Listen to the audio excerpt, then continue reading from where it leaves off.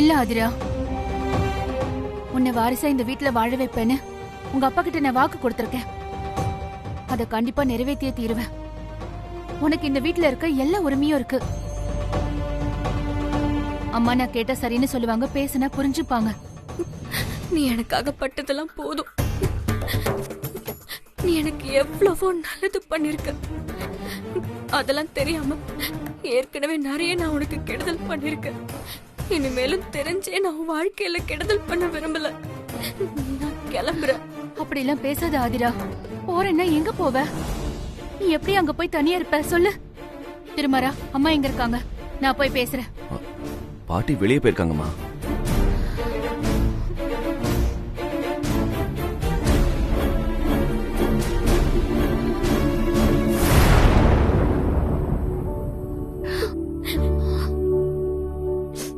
இங்க பாரு சுபத்ரா, எப்ப பார்த்தாலும் மத்தவங்களை பத்தியே யோசிச்சுட்டு இருக்காத. அதனால உன் வாழ்க்கையில உனக்கு துன்பமும் கெட்ட பேரும் தான் கிடைச்சிருக்கு. இனிமேலாவது இந்த வாழ்க்கை நீ உனக்காக வாழ. உன் நல்ல மனசுக்கு நீ சந்தோஷமாவும் நிம்மதியாவும் இருக்கணும். நான் அப்படியெல்லாம் சொல்லாம கொல்லாம எங்கேயும் போயிட மாட்டேன். நீ எதுவும் பயப்படாத. நம்ம அப்பப்ப பாத்துக்கலாம்.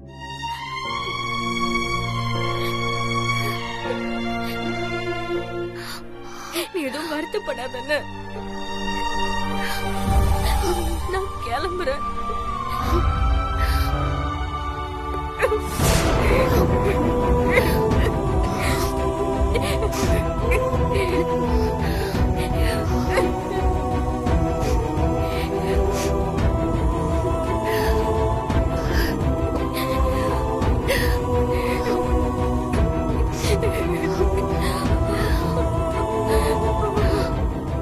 ஆதிரா, நான் சொல்றத கேளு.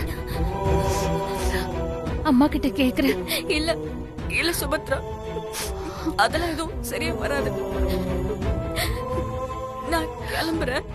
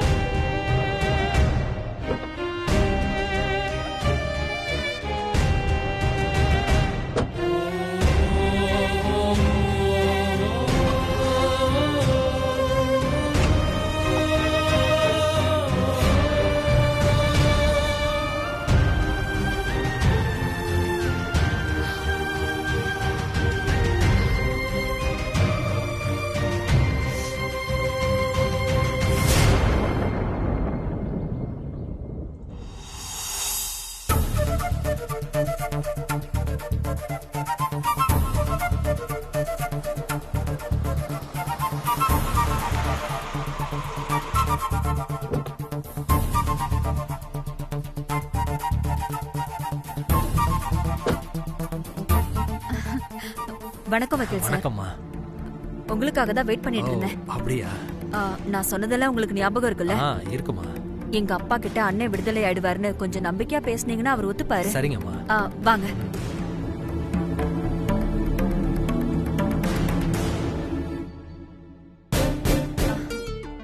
அப்பா அப்பா வக்கீல் வந்திருக்காருப்பா. வணக்கம் சார்.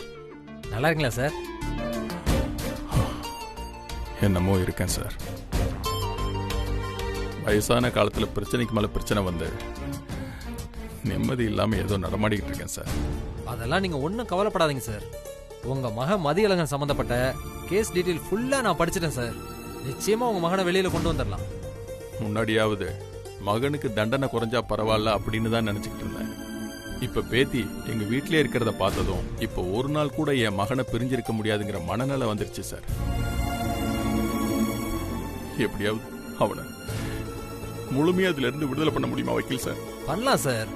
அதுல சிக்கல் என்னன்னா, உங்க பேத்தியே உங்க அப்பா தான் குற்றவாளின்னு சாட்சி சொன்னதுனால கேஸ் கொஞ்சம் ஸ்ட்ராங்கா இருக்கு. ஆனா அவர் தப்பு பண்ணலன்னு நீங்க சொல்றீங்க. அப்போ உண்மையான குற்றவாளி யாரோ அவங்கள கோர்ட்ல ஒப்படைச்சோன்னா உங்க மகன் விடுதலை ஆகிறதுக்கான வாய்ப்பு நிறைய இருக்கு. எனக்கு புரியுது வக்கீல் சார். தன்னோட மகளுக்காகவாது அவளோட அப்பா சீக்கிரம் வெளியே வரணும். பாவம், அப்பாவும் இல்லாம அம்மாவும் இல்லாம என் பேத்தி தனியா இருக்கிறத பார்க்க எனக்கு ரொம்ப கஷ்டமா இருக்கு. நானும் கடைசி காலத்துல மகன் பேத்தின்னு எல்லாரும் கூட ஒன்னா இருக்கணும்னு ஆசைப்படுறேன். உங்க ஆசை எனக்கு புரியுது சார். உங்க மக விடுதலை ஆகிறதுக்கு கூடிய சீக்கிரமே உண்மையான குற்றவாளிய நாம கோர்ட்ல ப்ரொடியூஸ் பண்ணணும் சார். நீங்க சொல்றது எனக்கு சரியா புரியல. யாரு உண்மையான குற்றவாளி? சுபத்ரா தான் சார்.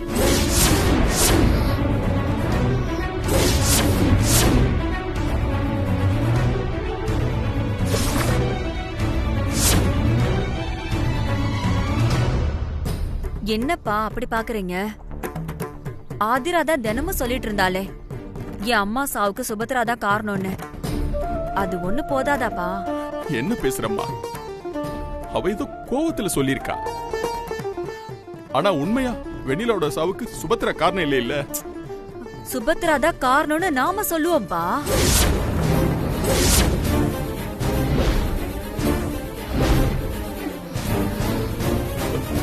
நீ என்ன சொல்ற அகல்யா? அப்பா நல்லா யோசிச்சு பாருங்க. சுபத்ராக்கு குழந்தை குட்டி புருஷன்னு எதுவும் கிடையாது. ஆனா அண்ணனுக்கு அப்படி இல்ல. அண்ணன் சுபத்ரா பிடிக்காம வேற ஒரு கல்யாணம் பண்ணி சந்தோஷமா குடும்பம் நடத்தி ஆசையா ஒரு மகளையும் பெத்து வளர்த்திருக்காரு. அது போக சுபத்ரா மேல பரிதாபப்பட்டு 18 வருஷம் ஆதரவு கொடுத்திருக்கோம். அவளுக்கு பிறந்த வீட்லயும் யாரும் கிடையாது. சுபத்ரா யாரும் இல்லாத ஒத்த ஆளு. இல்ல, தயவு செஞ்சு அப்படி பேசாத. சுபத்ரா காதுல விழுந்தா அவ ரொம்ப கஷ்டப்படுவாமா. நான் சொல்றது உண்மைதானேப்பா. இவ்வளவு நாளா நாம அவளை பாத்துக்கிட்டதுக்கு நன்றி கடனா அவ நமக்காக ஜெயிலுக்கு போக மாட்டாளா?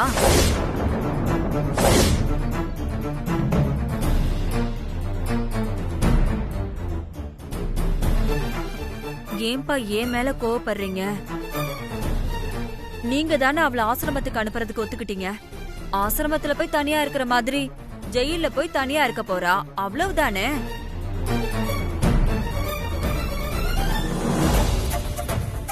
தாலி கட்டின புருஷனுக்காக இந்த தியாகம் கூட பண்ண மாட்டாளா? உங்களுக்கு உங்க மகனும் பேத்தியும் கண்ணு முன்னாடி இருக்கணும்னா இதுதான்ப்பா ஒரே வழி. நல்லா யோசிச்சு பாருங்க.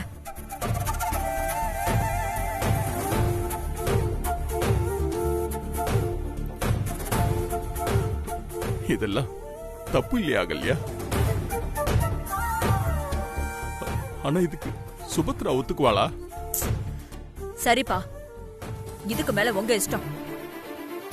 ஆதிரா உங்க கூட இதே வீட்ல வாழணும்னா சுபத்ரா ஜெயிலுக்கு போறதா நல்ல வழி.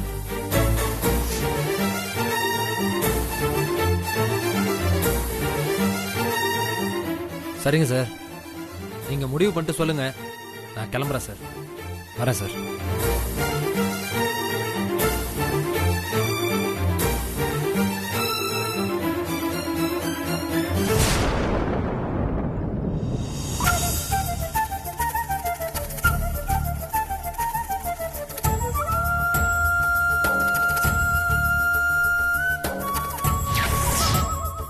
இவ்வளவு நாளா அவளை நம்ம பாத்துக்கிட்டதுக்கு நன்றி கடனா அவ நமக்காக ஜெயிலுக்கு போக மாட்டாளா?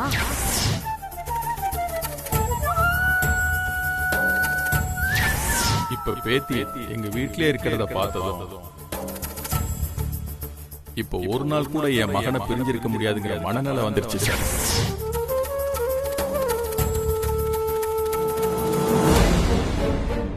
இவ்வளவு நாள் மகனை பிரிஞ்சிருந்த கவலையில தான் உடம்பு சரியில்லாம இருந்திருக்காரு. இப்ப ஆதிரா வந்ததுக்கு அப்புறம் அவ கூட சேர்ந்திருக்கணும்னு ஆசைப்படுறது நியாயம் தானே. அது போக ஆதிராவுக்கும் பெரிய குடும்பம் வேணும்னு ஆசை இருக்குன்னு அவங்க அப்பா சொல்லிருக்காரு. ஆதிரா, அவங்க அப்பா, இந்த குடும்பம் எல்லாரும் சேர்ந்து ஒன்னா இருக்கணும்னா இவங்க சொல்ற மாதிரி நான் ஜெயிலுக்கு போனாதான் சரியா வரும். ஆதிராவை இந்த குடும்பத்துல சேர்க்கிறேன்னு அவங்க அப்பாவுக்கு கொடுத்த வாக்குக்காக நான் என்ன வேணாலும் செய்வேன்.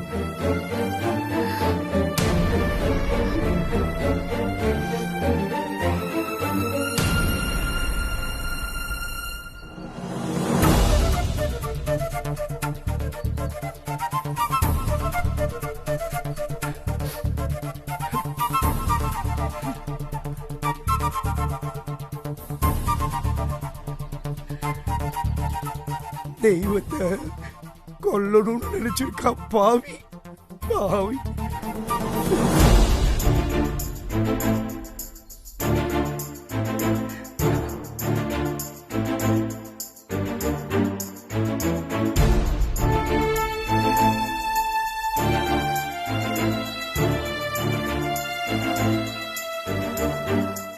தாத்தா,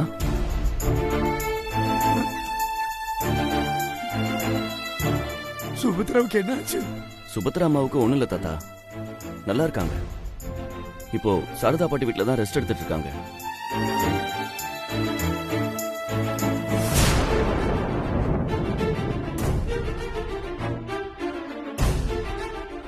ராட்சசி, இவ பாவி, இவளை எதுக்கு இங்க கூட்டிக்கிட்டு வந்த? இவதான் சுபத்ராவை கொன்னா, இவதான் சுபத்ராவை கொன்னா.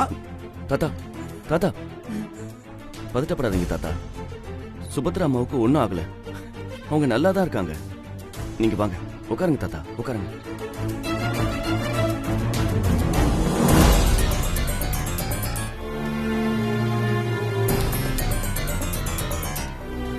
சுபத்ராவை கொன்னுட்டாலே. தாத்தா, அம்மாவுக்கு ஒன்றும் ஆகல தாத்தா. சுபத்ரா அம்மா நல்லா தான் இருக்காங்க, நம்புங்க. பாட்டி வீட்டில் தான் இருக்காங்க. நான் சொல்றத புரிஞ்சுக்கோங்க தாத்தா. சுபத்ரா அம்மா பொழைச்சுக்கிட்டாங்க. தாத்தா, அம்மாவுக்கு முழுசா நல்லானதுக்கு அப்புறம் நாளைக்கோ இல்ல நாளன்னைக்கோ நானே கூட்டிட்டு வந்து உங்ககிட்ட காமிக்கிறேன் தாத்தா. அது வரைக்கும் கொஞ்சம் அமைதியா இருங்க தாத்தா. தாத்தா, ஆதிரா நல்ல பொண்ணுதான் தாத்தா. ஏதோ தெரியாம அப்படி பண்ணிட்டா. இப்ப அவ இருக்கிறதுக்கு ஒரு இடம் வேணும் தாத்தா. இன்னும் கொஞ்ச நாளைக்கு அவ நம்ம வீட்லயே இருக்கட்டுமே தாத்தா. தாத்தா, இப்ப எனக்கு ஸ்டேஷன்ல கொஞ்சம் அர்ஜென்ட் வேலை இருக்கு. நான் போயிட்டு வந்து உங்களை பாக்குறேன். தாத்தா, ஆதிராவை பாத்துக்கோங்க.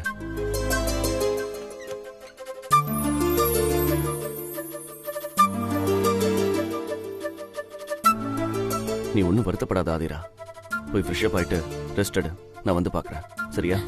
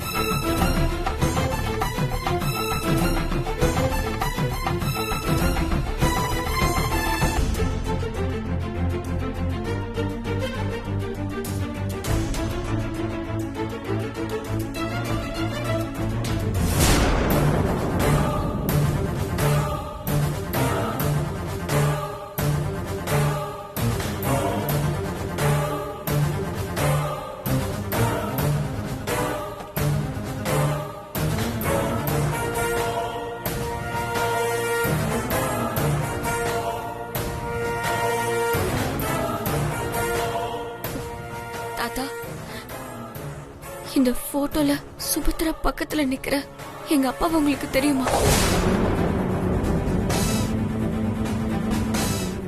சொல்லுங்க தாத்தா, சொல்லுங்க தாத்தா, எங்க அப்பா உங்களுக்கு தெரியுமா?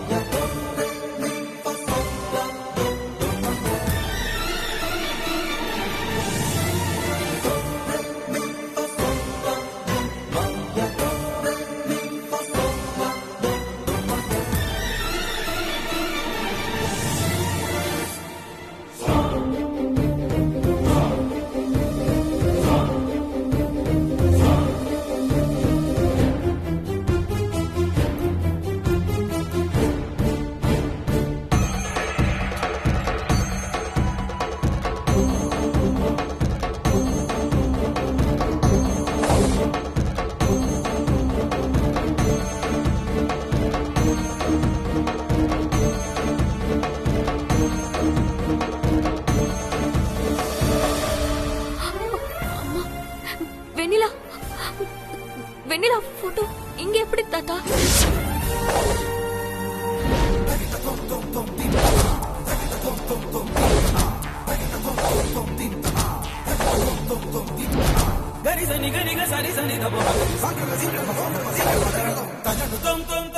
அப்படின்னா எங்க அம்மாவை உங்களுக்கு தெரியுமா தாத்தா?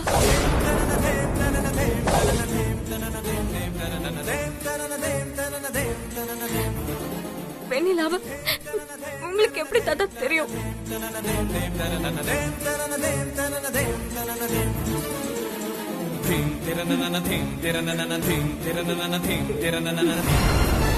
வெண்ணிலா என் பேத்தி.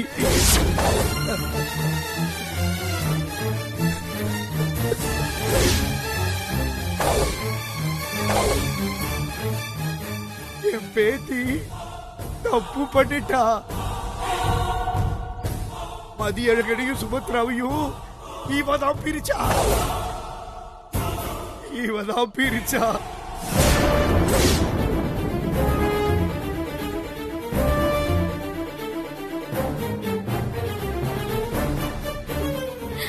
ஆமா தாத்தா, என் அம்மா தப்பு பண்ணிட்டாங்க. என் அம்மாவாலதான் அவங்க 2 பேரும் பிரிஞ்சு போயிட்டாங்க. ஆனா இந்த உண்மைலாம் தெரியாம நானும் நிறைய தப்பு பண்ணிட்டேன். சுபத்ராவாலதான் எங்க அப்பா அம்மா பிரிஞ்சுட்டாங்கன்னு சொல்லி நான் சுபத்ராவை ரொம்ப கஷ்டப்படுத்திட்டேன். அவங்க வாழ்க்கையை நாசம் பண்ண வெண்ணிலோட பொண்ணு நான் தானே தெரிஞ்சு கூட சுபத்ரா என்ன எதுவுமே சொன்னதில்லை. என்ன நல்லா பாத்துக்கிட்டாங்க. நிஜமாவே சுபத்ரா தெய்வம் தான் தாத்தா. அந்த தெய்வத்துக்கு சமானம். அப்படின்னா நீ இந்த ராட்சசியோட பொண்ணா? வெளியில முதல்ல இந்த வீட்டை விட்டு நீ வெளியில போ. இந்த ராட்சசிக்கு மன்னிப்பே கிடையாது. தண்டனையை அனுபவிச்சே ஆகணும். அம்மா பண்ணது தப்புன்னு சொன்னதுக்காகவோ என்னவோ அந்த கடவுள் அம்மாவை கூப்பிட்டுக்கிட்டாரு.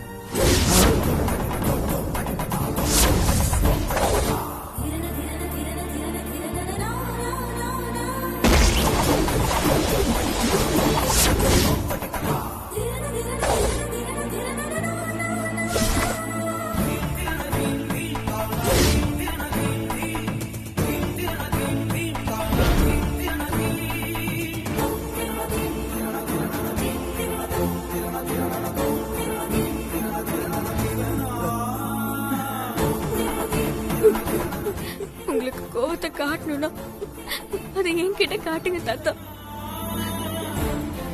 அம்மா இப்போ இல்ல தாத்தா. அம்மா செத்து போயிட்டாங்க.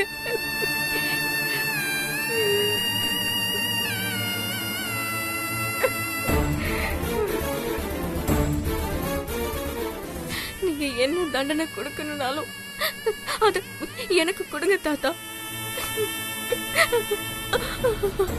அம்மாவை மன்னிச்சிருங்க.